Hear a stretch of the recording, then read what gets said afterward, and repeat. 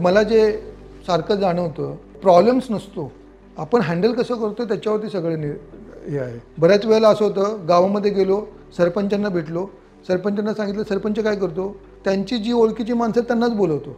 मग जो गरजेचा माणूस आहे ना तो तिथे येत नाही. मी एकदा त्या टीमला घेऊन एका गावात गेलो. ते गाव हार्डली ना 17-18 किलोमीटरवर आहे आपल्या सेंटरपासून. तर आम्ही त्या गावात गेलो तर बघितलं गावाच्या बाजूलाच तलाव आहे. गाव असं डोंगरावर होतं.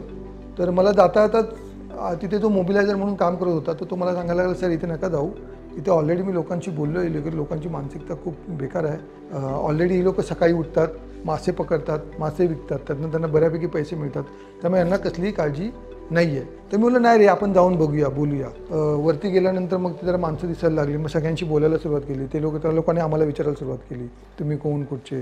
तर मग आम्ही इंट्रोड्यूस करायला सुरुवात केली. तुमच्या घरी 18 वर्ष पूर्ण झालेली मुलं आहेत का, बेरोजगार आहेत का, त्यांना काही करायचं आहे का, आम्ही इलेक्ट्रिशियनचा कोर्स देतो, आम्ही त्याच्यामध्ये ह्या 4 गोष्टी शिकवतो आणि हे शिकल्यानंतर त्यांना इकडच्या कंपनीमध्ये नोकरी मिळेल आणि ती नोकरी कायमस्वरूपाची मिळू शकते, असं सांगायला सुरुवात केली.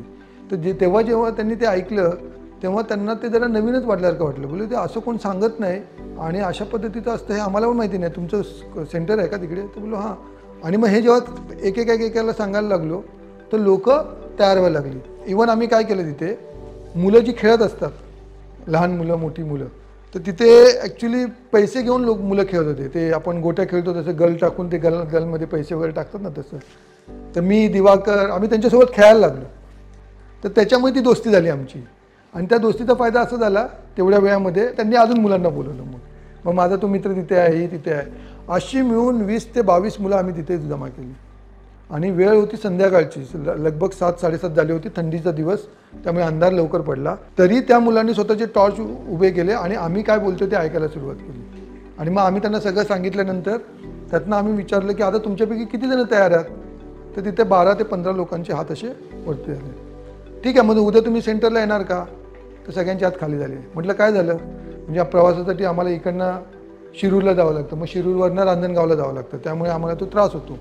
तर म्हटलं मग ठीक आहे, मग जर मी तुमच्यासाठी गाडीची व्यवस्था केली तर याल काय. तर सगळ्यांनी माना डोलवल्या.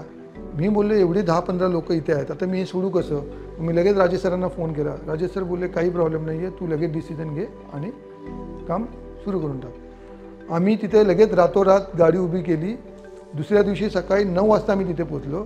जेव्हा 9 वाजता गेलो तेव्हा 4 मुलं आली होती तयारून. ठीक आहे, आम्ही थोडंसं नर्वस झालो, अरे 4च आले, एवढे 10-12 मुलं येणार होती त्यातली 4च आली. मग त्यांना विचारलं तर ते बोलले नाही ते येत आहेत. आणि मग आम्ही तिथे थांबलो नाही त्यांची वाट बघत, आम्हीच गावात घुसलो परत आणि मग सगळ्यांना घेऊन आलो हात पकडून.